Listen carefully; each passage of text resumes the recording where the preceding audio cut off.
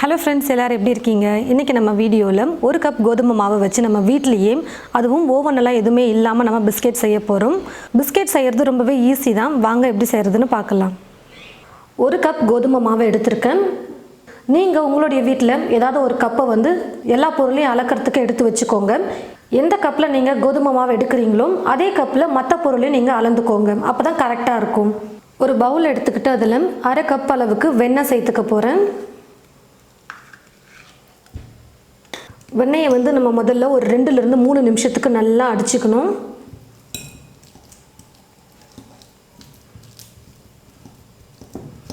வெண்ணெயை எந்த அளவுக்கு நல்லா அடிக்கிறோமோ அந்த அளவுக்கு நல்லா பிஸ்கெட் சாஃப்டாக வரும்.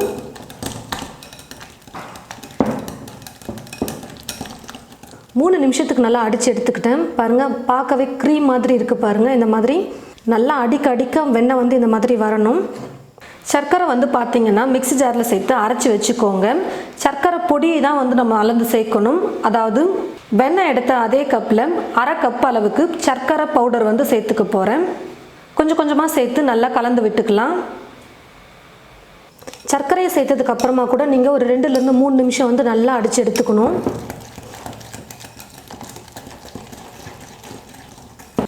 பாருங்கள் ஃப்ரெண்ட்ஸ், நல்லா ஒரு 3 நிமிஷத்துக்கு நான் அடித்து எடுத்துக்கிட்டேன். பார்க்கவே அப்படியே க்ரீம் மாதிரியே இருக்குது. பாருங்கள், இந்த அளவுக்கு நல்லா கெட்டியாக வரணும். நம்ம அந்த அளவுக்கு நல்லா அடித்து எடுத்துக்கணும். ஒரு கப் அளவுக்கு கோதுமை மாவு எடுத்திருக்கேன். இப்போ இந்த கோதுமை மாவை சலிச்சு சேர்த்துக்கலாம்.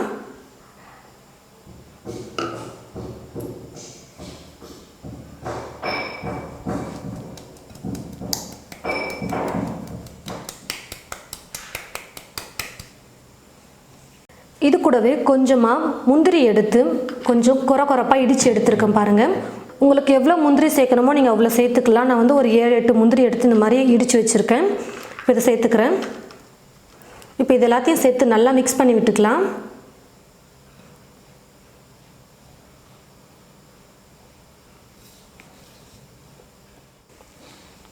பாருங்கள், இப்போ நான் எல்லாத்தையும் சேர்த்து நல்லா மிக்ஸ் பண்ணிக்கிட்டேன்.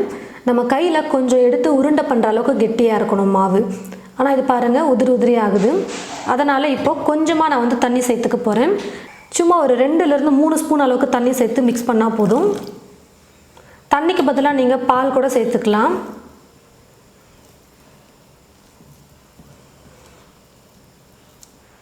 நல்லா மிக்ஸ் பண்ணிக்கிட்டேன். முதல்ல தண்ணி சேர்க்காமல் மாவை நல்லா மிக்ஸ் பண்ணி எடுத்துக்கணும். அதுக்கப்புறமா கையில் எடுத்து உருண்டை பிடிக்கிற அளவுக்கு வரல, உதிரியாக இருக்குன்னா மட்டும்தான் நீங்கள் தண்ணி சேர்க்கணும். இப்போ பாருங்கள், இந்த மாதிரி சின்ன சின்ன உருண்டையாக எடுத்து நல்லா விரிசல் இல்லாமல் உருட்டிக்கலாம். இந்த மாதிரி உருட்டிட்டு உள்ளங்கையை வச்சு இந்த மாதிரி லைட்டாக அழுத்தி விட்டால் போதும்.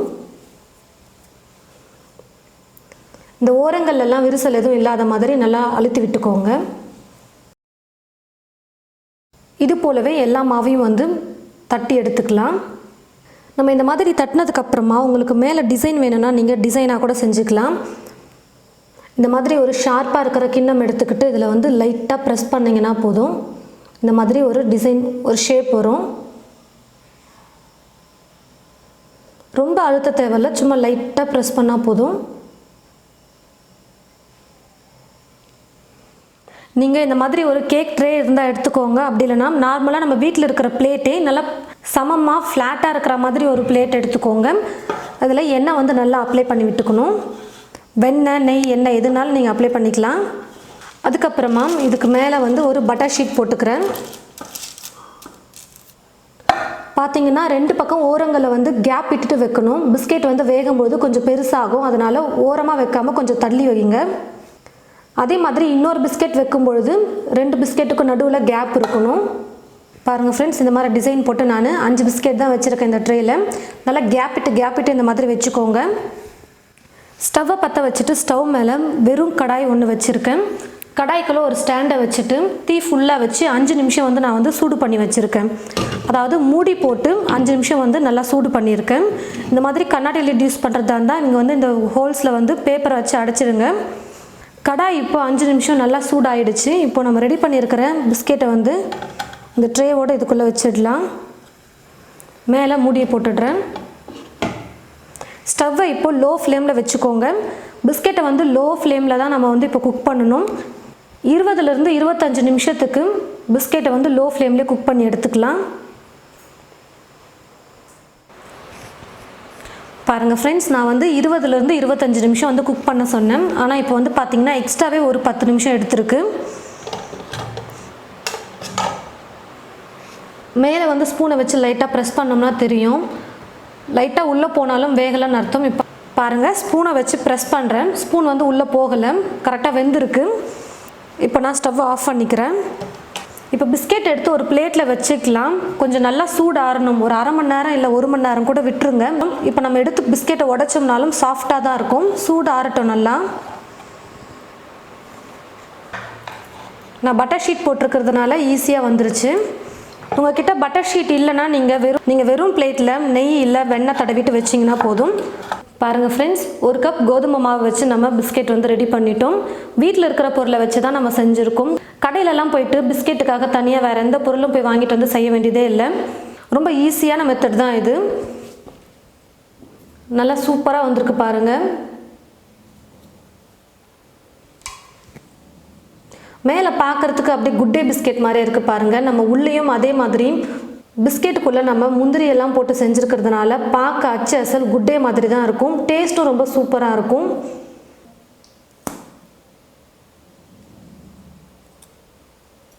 பாருங்கள், உள்ளெல்லாம் நல்லா வெந்து சூப்பராக வந்திருக்கு.